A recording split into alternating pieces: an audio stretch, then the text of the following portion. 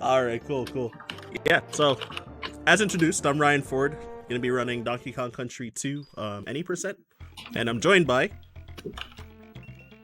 Speedwolf, that would be me. Hello there. Yo, what's up? Yeah, so I guess we can talk about the run once get the timer started. I'll count down from 3. So 3, 2, 1, go. All right. Since you're the master of this game, I'm gonna just dump everything onto you.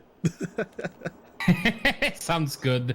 Well, the beginning of this run consists in mainly using the warp barrels that are placed basically within the first 2 worlds. These are developer intended. They just allow you to skip to the end. You just have to play a tiny portion of the levels. So most of these levels early on will be skipped. Later on, we'll see most of the levels getting played, with a few exceptions, which we'll touch on. But in the meanwhile, I guess this is a decent time to introduce like some movement mechanics. You're a monkey and you roll around. Rolling is faster. That's it.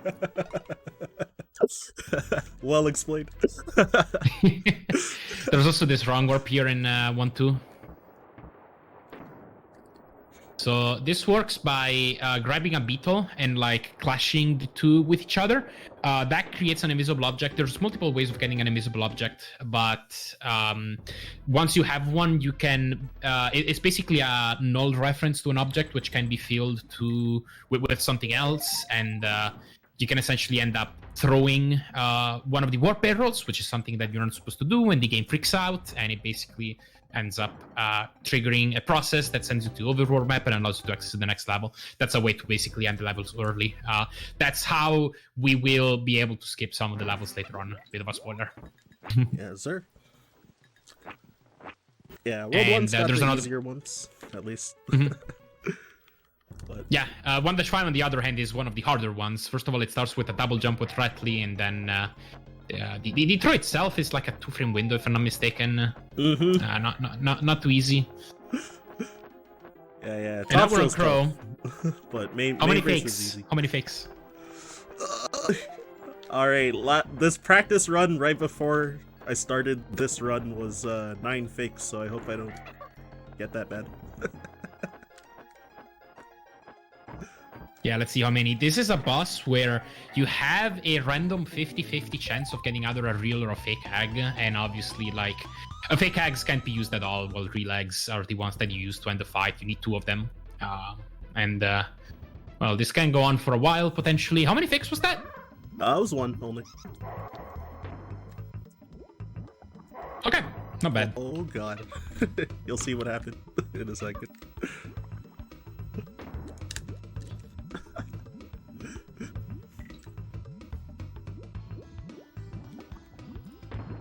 Yeah, depending on how long the delay is, then failed the 2-1 wrong warp just now.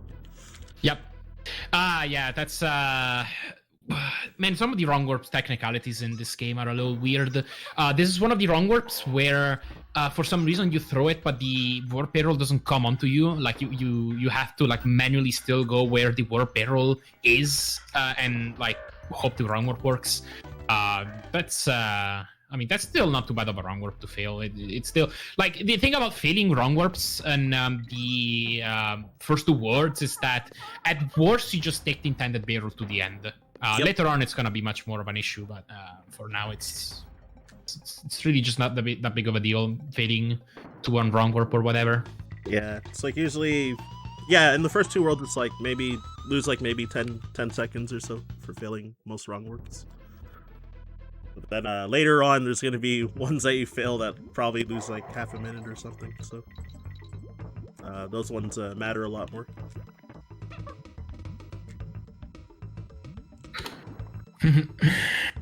And we are almost at the level 2 boss. This is actually kind of a tricky one because I guess if it wasn't for 1 trick, it wouldn't be that big a deal. There are a few tight things, 1 dangerous jump here and there, but like the big thing about the cleaver fight is the lava fly that you have to do like about halfway through. It's this sort of sequence break that saves 4 seconds or something like that. it's not necessarily the easiest thing. There's a buffer setup nowadays. I'm not sure if you actually go for it or not, but I do it. Even then, okay, cool.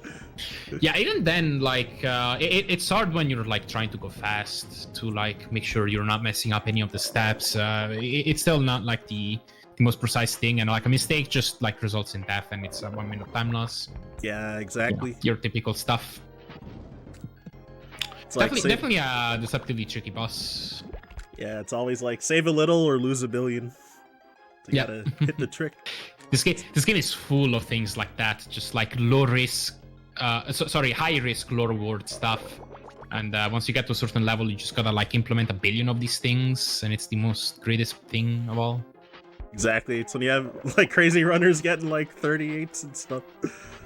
Because yeah, just like nailing like almost all the tricks like in one run without like having like major mistakes. So it's pretty cool. I think this game's like, I think it's easy to get decent at, but then like that extra push is like where, you know, you get in the league with the big boys, and it's like Again, so many strats that you're going for to save like maybe half a second or 0.2 seconds or whatever, and if you fail them, you're just dead. And this is a pretty long run, like 37 minutes actually now, the world record. I know. Like it's a pretty long run, and like just getting everything in it without like failing something, which can easily result in like a massive time loss. Not the easiest thing at all. Exactly. Anyway, this is the first level that we're actually playing in full. Pretty cool level in my opinion. That's a nice flow to it. Minus Rambi. Hack Rambi. I do like the stage. Yeah, okay. It's pretty relaxing. I'm glad to hear we're both on team anti-Rambi, though. Yeah. Nobody to spread other kinds of propaganda here. Yeah, we don't need to hear any Love Randy propaganda. Oh yeah, and that was this one fly, by the way. It's a trick that relies on setting up a super jump storage, which Ryan did by team throwing into a barrel. If you noticed, it looked actually a little bit slower, and that's because it is to team throw into the barrel, but that's what sets up the super jump. That makes it so that next time you take damage, so long as you don't lose that state, you can hold B, and that damage boost will basically increase the height of your jump. And you can just be Dixie and like use that extra height in a hover to make it across. Pretty cool. Yeah, that scrolling auto barrel on the bottom, it's really slow to take that across the swamp, which is like normally the intended way. So it I forget how much it saves. I think it's like 3 or 4 seconds. What, this one fly? I think more. I think wow. More like 5 or 6. I don't know. I don't think I've ever timed it, because I mean, when I learned this game, like the trick was already like super old news. Makes sense. No reason to skip it, really. Yeah, I never bothered asking either. Because, yeah, exactly. It's like easy enough for me that, like, I'm never going to not go for it in a run. I, like, never have. By the way, this water level is deceptively hard to optimize. I would go as far as to call this one of the hardest levels to optimize in the run. Just like there are so many corners that you have to cut, and like taking them saves a deceptively high amount of time that... Yeah, it's really hard to get a good IL time on this. The DKC community has an IL spreadsheet. We have a ROM hack for IL times and stuff. So yeah, it's so we keep really close tracks of this stuff. Yeah, I think my best time is like 4 seconds behind the fastest, even. So the level is not easy. And it's like hard to tell like where to save time even in that level. Like just like cutting corners better and like not touching walls as much as possible. Yeah, for me it was a constant like video comparison. Like if there's somebody else with a better time than me who has video, I'll just like put my video side by side with theirs. That makes sense. So you can see like when they pass you or vice versa. Yep, exactly. Yeah, that was a wrong word, by the way, earlier. That's a little bit different. Like, we didn't use any invisible objects. This is, I'll spare you the technical details, but essentially we use a different bug with the cutlass that makes it so that we basically ended up using an invalid state of theirs that gets triggered when they lift their swords, and you can trigger it like after you take damage with the yellow cutlasses. The green cutlasses can do it natively. And basically, so long as you're holding left or right while coming out of a launch barrel, it confuses the game into thinking, again, that he has to trigger the end level routine, and it just ends the level. Yep. Yeah, and those levels, yeah, it's like, for the game state, it's like not considered complete, so like, if I re-enter the level, I can't exit with like start and select. Oh, what the? You'll see what happened. Oh, damn. Be like that sometimes. It's funny, I did the harder part and then just died on the easy part. It happens. Yeah, that section right before that double jump is probably the hardest thing in this level. There's like this hard jump under the caboings. Yeah, I don't know what the window is for it either. Uh-oh. I don't know it. I know it's tight though. It depends on multiple factors, like just how good of a slide you get off the barrel. Yeah, exactly. That's so funny. I just just jumped over the one barrel and just fell into the pit. I've never had that happen, so I was like, oh shoot, where's the ground below me? I have no idea. Alright, another wrong warp preceded by super jump in this level. This is a super jump that you do off of a swap on the water. That's another way to set up a more powerful super jump. Skips basically the entire first half of the level. Mm-hmm. And then there's like a camera manipulation to set up the enemy IDs correctly for these beetles, so that when you throw the invisible object, it corresponds with the bonus barrel, and you can throw that in the level the same way. You can do wrong warps with bonus barrels just the same as you can in with warp barrels. Unfortunately, this was not an example of a wrong warp. Yeah, I had some really bad movement on the ropes, but I don't think that's why it failed, but yeah, I have no idea why it didn't work. These wrong warps can be pretty hard to diagnose sometimes. Like to this day, like there are some really like good runners of this game who have done deep science in this, and like there's some runners who post like some of some of their attempts at the wrong warp, and they're like, why did it fail? Then sometimes I swear I watched it and I'm like, I have no idea. Right. There are some people who know though, like who have actually like been there on emulator and like watched closely all the IDs while trying the attempt in like a million different variations and know all the possible things that can go wrong. Shout outs to DNA. Yep. Every time in the help section in Discord, he like knows the answer to like nearly. He knows. He just knows. Yeah, it was like the only thing that he like wasn't able to answer for me was this one like random side category, like barrel axe any %. The wrong warp for Mudhole Marsh in that category, like it's like the only thing that I've ever seen him like not know of, but like everything else, literally, like he always has this like deep knowledge for like why something went wrong, or he gives really good tips on how to like do certain strats consistently. Mm-hmm. Like Arctic Zip later on, like helped out a lot.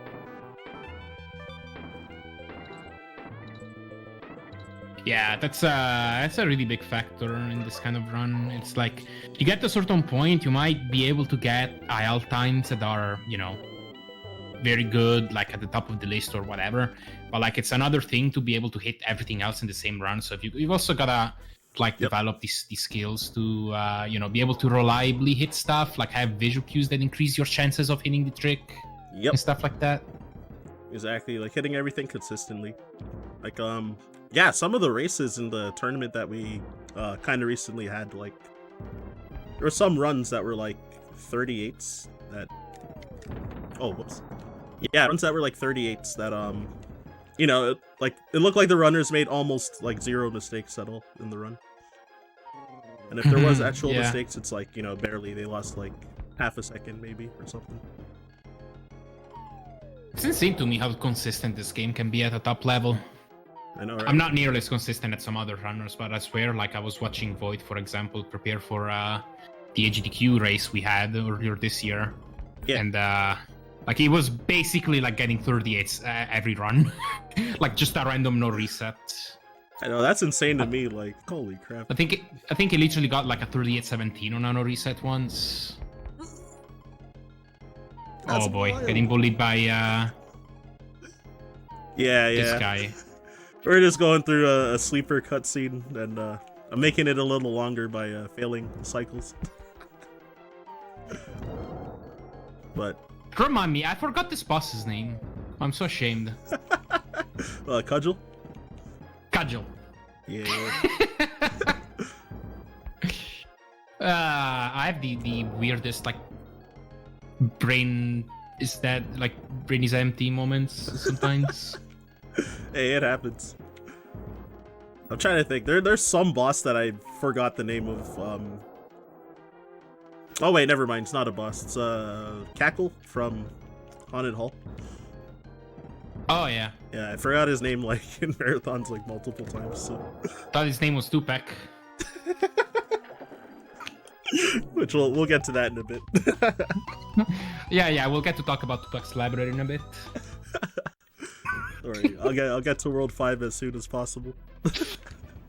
Yeah, but first we have one of the hardest levels in the run yet again. I think this is one of the optimization nightmares.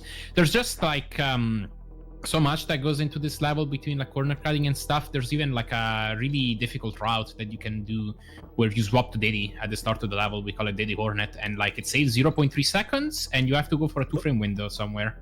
Yeah. While Dixie can just like hover over stuff with a lot more ease. Yeah, Dixie's like, yeah, significantly easier to do, but then, yeah, Diddy's like a little faster. I have learned the Diddy Hornet route, but I'm always like wishy-washy on like whether I want to do it or not in a run. In marathons, though, I never go for it, though. Yeah. They can go so wrong. Yeah, there's like 2 spots that, if I make a mistake, it's like probably like 2 common spots that'll mess up in one of them. Oh yeah, I didn't even mention like the biggest thing of this level, the honey climbing. That's Yep. one spot where you can also just save a deceptively high amount of time just from cleaner inputs. There's gonna be another level later in this world with more honey. Yep. Yo, honey climbing is, yeah, it's got like seemingly infinite like skill cap. Like you can always get better. So it's so cool. It's one of those things where you watch a task do it and it's like not even the same game. Yep. Yeah, I recently watched a couple tasks of any percent and then true ending hard mode tasks as well. I didn't know there was one. Yeah, it's oh my god, I forgot the name of the YouTube channel. It's a Japanese person who did both tasks. Is that guy? Yeah. Mm-hmm. He has commentary on it, but it's all in Japanese, so I don't understand what he's saying, but or like the automated voice. But yeah, the true ending one is like really cool too. But they use the parallax code for it because it's faster. Yeah, I see. That's cool. I'll have to look. Yeah, definitely recommend it. 'Cause, yeah, it came up in my recommended videos on YouTube after watching the any percent tests. Then I was like, oh, cool. All right, I'll check this one out too. By the way, I approve of the DK coin. It saves muscle memory for since I run so many categories. Yeah, I love that there's an actual justification for it. If you run multiple categories in this game, it makes sense to always get that DK coin so that you don't ever have to swap muscle memories. Yep. Void said it to me once, and I was like, oh yeah, that's a good idea, actually.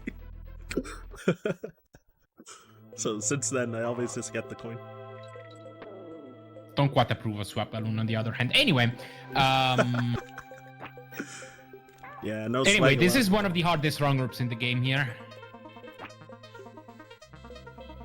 Lots of precise stuff. All right, good thing you didn't say it was easy. Otherwise, I was gonna miss that. There we go. See, yeah, man, making you look good here. Yeah, I use the corner strat, so it's a little slower, but Yeah, like half a second. That's another one of those things where, like, if you're at the top level, you can consider not doing the corner strat, which makes the timing for getting the invisible object less consistent, and also like a smaller window. So yeah, because it could be like 1 to 5 frames for the window. So depending on when you jumped, so it's like it can vary by a lot. So it I don't know. I was killing too many runs not using the corner. So then eventually I switched to the corner because of that. Yeah. There's also fun, like, pixel perfect, frame perfect. You have to release Y for 1 frame trick in that level to get the invisible object like 5 seconds faster or something. Yeah, can people do it? Like I don't think I've ever seen anyone like even get it once RTA. Okay, because this game is also full of stuff like that. Yeah, like I've seen the proof of concept video for it, but I was like, wait, people have actually gotten that? That's insane. Not to my knowledge. Okay. I thought maybe like just like IL in ILs or something. Like maybe. Don't think so either. Okay. I've still yet to see somebody get Webwood's wrong warp RTA. I've heard that people have gotten it with save states before, but I haven't seen a video of it anywhere. Oh wow. Yeah, I didn't even hear rumors about it, about people getting it. That's actually wild. Oh, man, yeah, that's a really complicated trick. Exactly. I'm kind of tempted to like try it briefly. I'll probably give up quickly though, honestly. I tried and I got stuck at like 1 step that I just couldn't figure out. Ooh. Just getting an enemy to fall off a ledge. Yep. It's like all of it is super unreliable though. Like there's like 3 frame perfect things plus an enemy that can sometimes go left instead. Yeah, the cutlass, right? What am I doing? Ooh. How did this work out? That's so funny. Never punished. It's... Oh boy. That was so catastrophic looking, but it still worked. Yeah, it really did. But yeah, that was another wrong warp. It's towards the end. It's one of the wrong to least time after words 1 and 2. And it's also one of the harder ones because there's some like pretty tricky movement that you have to do to make sure that the beetles actually spawn in the correct IDs, plus manipulations later to make sure that the camera actually loads the cannon in when you throw the thing and it doesn't deload it after you go and grab the cannonball. Yeah, it saves lots of stuff that goes into it as always. Yeah, there's so many ways to fail it. So like, and yeah, it's like that wrong warp, like people commonly ask in the help section on Discord.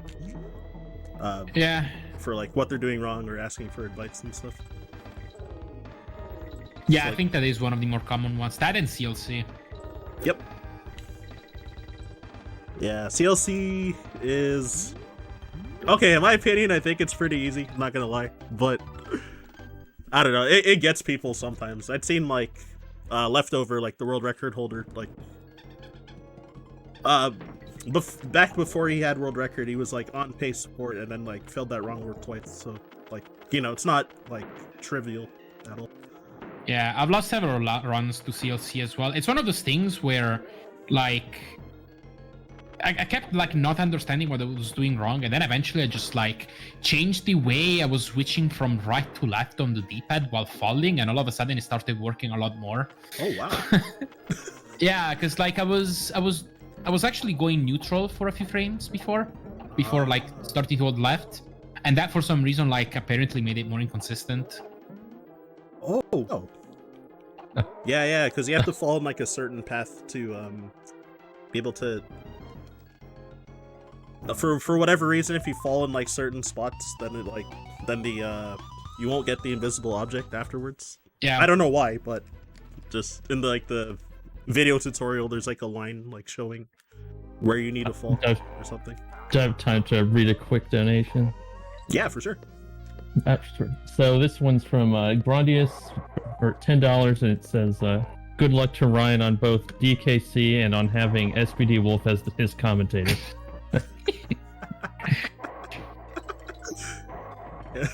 Yeah, SVD's commentated for me before, so it was definitely a good time the last time too. Fine when I'm not commentating with Grandius. Don't worry. Yeah, my first actually, I think that was actually my first ever like DKC run, like in a marathon that you commentated. Oh, I did. Yeah, That must have been a while ago. Yeah, it was for No Glitches Allowed. I ran Warpless for that one. Ah, yeah, I think I remember. Yeah, and yeah, I guess that was 2021. So yeah, it was like a year and a half about. Cool. But yeah. All right, want to talk about Tupac's library now? Yeah, we're here.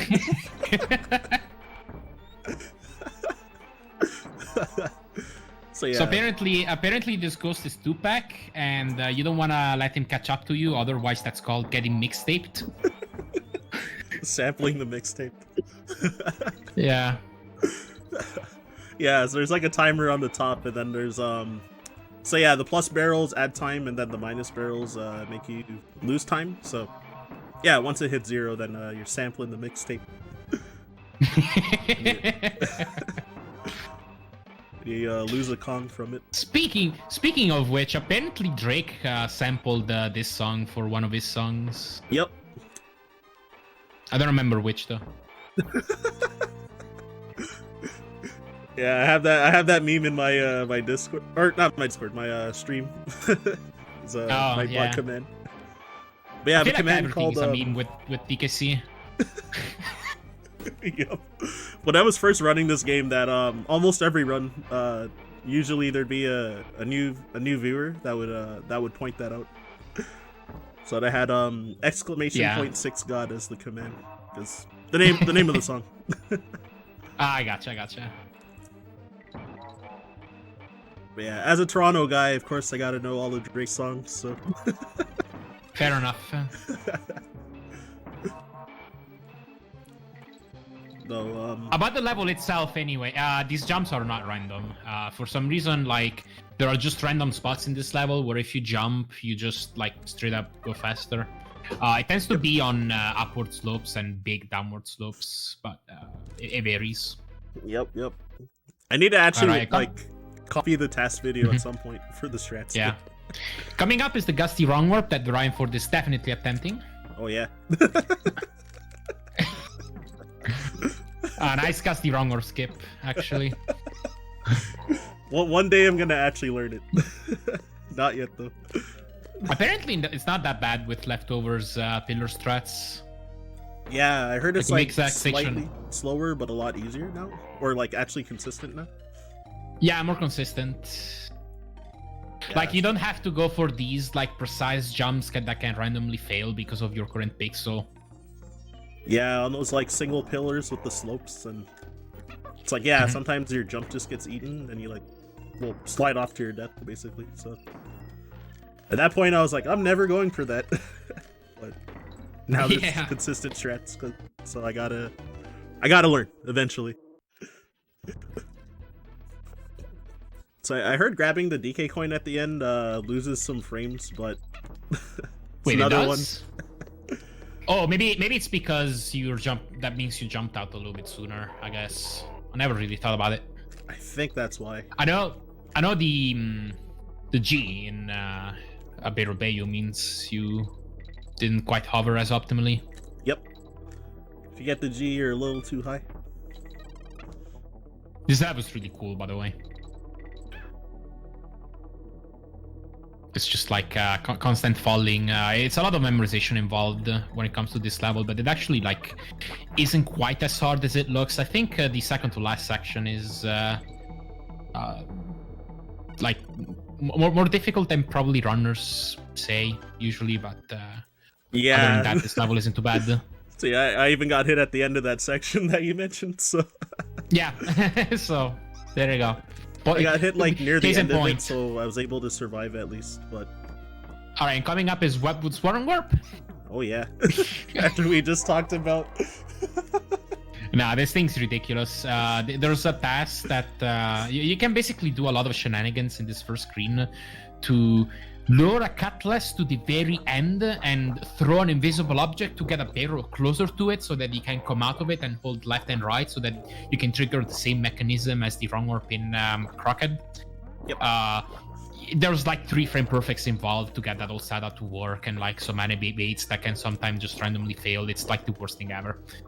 The test way saves like 20 seconds. As I said, there's rumors of some people getting it, but I've yet to see a video of it. So yeah, we're just playing the level normally till the day we actually ruin this category. Yep. Which isn't easy. Someone's got to learn a consistent way to make that wrong work so that I won't die in Webwoods like just now. Yeah. I'd say this level isn't as hard as it is dangerous. It's just like the smallest mistake in this stage results in death very, very often. And it's like in another stage you can make a small mistake and like maybe lose like 2 seconds, 3 seconds or whatever. Yeah. In this stage you're just dead. You're just dead. Exactly. It's extremely punishing, like for little mistakes. Though there's a lot of ways to like play this level safer to get through it. To get through it easier. They're slow. They're slow. Exactly. So yeah, we just kind of go through that level with like instant platforms there, by pressing R and L at the same time. Oh, whoops. I mean, obviously it's acceptable to take safer strats if a runner, doesn't feel comfortable doing the faster strats, but the instant webs, like skipping webs in that level, definitely saves a ton. Yeah, it saves a lot. Alright, only because it's a marathon, I'm getting Diddy back. If it was a PB attempt, or even probably a no reset run, I'd probably just not have gotten Diddy back. I've seen several people still grab the DK barrel, even like for like world record attempts. Probably not like that long ago, but... Okay, so I might have made the right play. Yeah, there you go. Dude, I keep getting left on the second cycle. Like, it's literally the 5th run in a row. So this boss is another probably like the second biggest instance of randomness after Crow, because of course the 2 Crow fights are like 2 of the 3 instances of randomness in this run. Exactly. So what changes is the position in which the barrel spawns. They can spawn either on the left, middle, or right, and like none of them matter that much aside from left spawn in phase 2.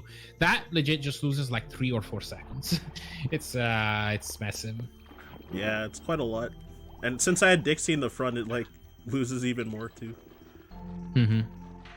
All right, now we're unironically attempting Arctic Zip, which is the most recent major trick that got found in this game, unless we count Cast the Wrong Warp, which was actually found before. Oh, I didn't know that. Yeah. Well, it was known from the tasks, and then I actually developed a setup before Arctic Zip. That's actually so cool. I didn't know the lore behind that. It's just that it took a bit of courage to start attempting that wrong warp in a run. Anyway, you get hit inside a wall from this fish while you're swapping characters, and the swapping character animations in underwater is a little bit special because unlike how it works in like normal stages, it doesn't stop time around you, so you can get hit by that fish as you're going through the wall and just get zipped upwards. Yep. Because if you take damage, the way this game works is if you take damage inside a collision, it just ejects you out. Yeah, exactly. Like if you get hit and you're not like deep enough in the wall, then you can also like start zipping up, but then fall out of the wall halfway and like not make it up there.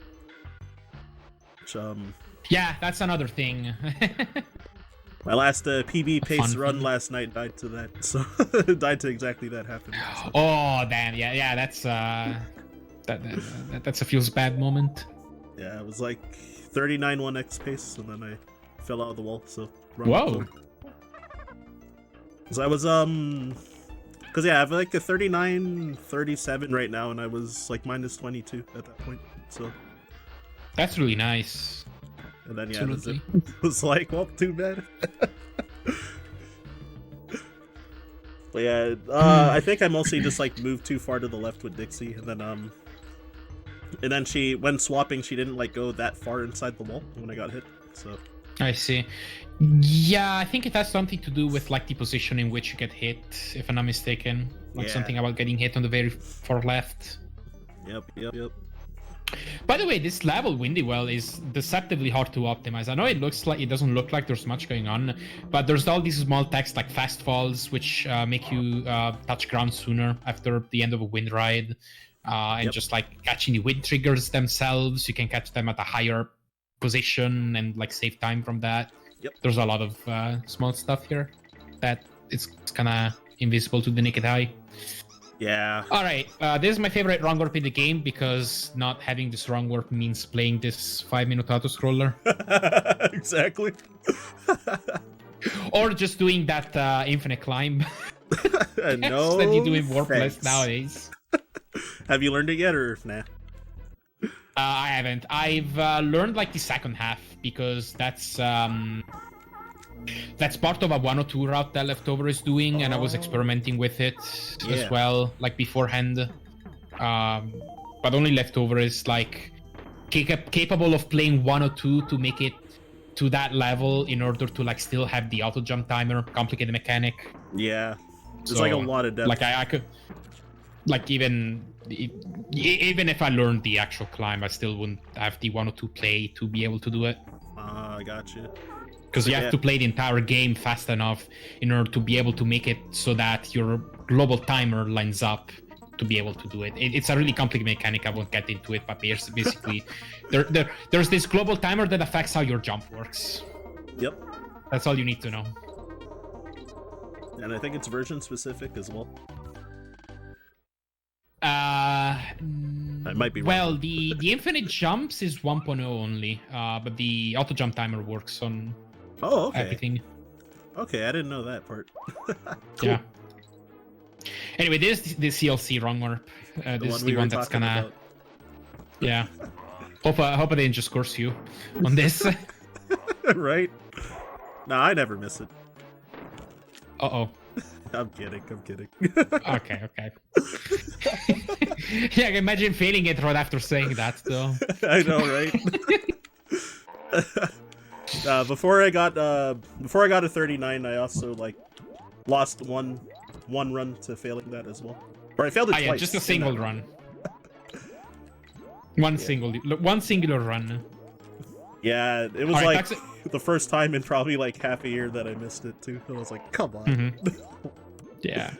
It's like, alright, Texas Tower is probably my favorite level in this run. Yeah, it's level 6. Yeah, lots of time spent in practice for the sneak section. Same. You can save seconds and seconds and seconds by just cleaner jumps. Yeah, I need to actually like IL grind it too, because yeah, when I was first learning this game, like a year and a half ago, then I was talking to Silent Wolf about how Web Woods is really hard, and then he was like, "Oh, you haven't gotten to Toxic Tower yet, eh? You should really practice that a lot." So I was like, "All right." So as soon as I like got to the level, I grinded it a lot. So I got compliments from people watching my first ever run of this game and said, "Wow, your Toxic Tower looks really practiced," because I was able to do like the short hop double jumps with Ratley and stuff already by that point. But not the true double jump part though. I couldn't do that yet. Yeah, snake attack is complicated. There's two different ways to do double jump. One of them is the easier one, and then there's the harder one that's you gotta input stuff within a 3-frame window before landing, and it's not like right before landing. It's like a solid half a second before landing or something like that. Yeah. That you gotta do it, and it gives you more height so long as you manage your button releases properly. Yep. Lots of stuff that goes into it. Yeah, there's a whole bunch of depth on like how much height you can get with a double jump with Ratley. Like, it's actually wild. Are we seeing the jump? It would have been my first time trying in a run. Yeah. If I went for it. Yeah, I've practiced it quite a bit, but I really suck at the movement after getting the jump. It's like my main issue. Yeah, that's probably the harder part to get down, actually. Like nowadays, I have more difficulties with the jump itself because that's just a tight frame window. There, you can basically jump below that cloak and like it saves 0.8 seconds over despawning him. But the jump itself, it is at its biggest, I think, a 4 frame window, depending on how long you hold B for. So that's another factor. And the movement right after, though, is actually not trivial, though, because like having that clock spawned in means that after you jump past it, it's gonna try to chase you or like go backwards, and it's gonna get in the way. And so you gotta move through the vines in a very specific way to be able to sidestep it as well. Yeah, and it causes lag too, so it's like harder to move because of that. Yeah, a little bit. It causes even more lag if you have two Kongs. Yup. Like in like 1 or 2% or something. That's another thing in this game. There are some strats where literally just like lose a Kong on purpose, like take a damage boost, because playing with one Kong causes less lag. Yep. So that means you're always gonna play one hit away from death just to save some frames of lag. Yep. Yeah, like the first underwater level, like Glimmer's Galleon, normally you do like a bit over the first half of the level with one Kong, but I grabbed Diddy this time just, you know, for safety. Uh-oh. Yeah, like if you're just in a standard no recent setting, doesn't make much sense to go for that stuff. I'll always just grab that Kong in races as well. Yeah, exactly. And then in Ghostly Grove, like the level where we had the donation red, then yeah, it's like usually you want to play like pretty much the entire ending with one Kong because it causes a very slight amount of lag with like 2 Kongs. Yep.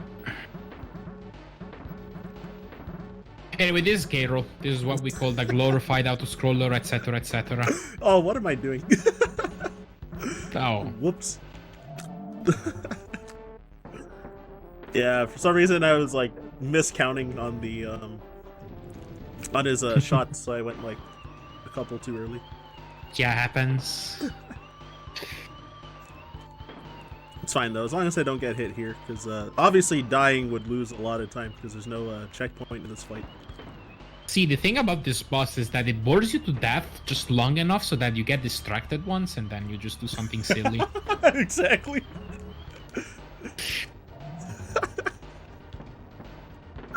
Yeah, the true difficulty is to not get like.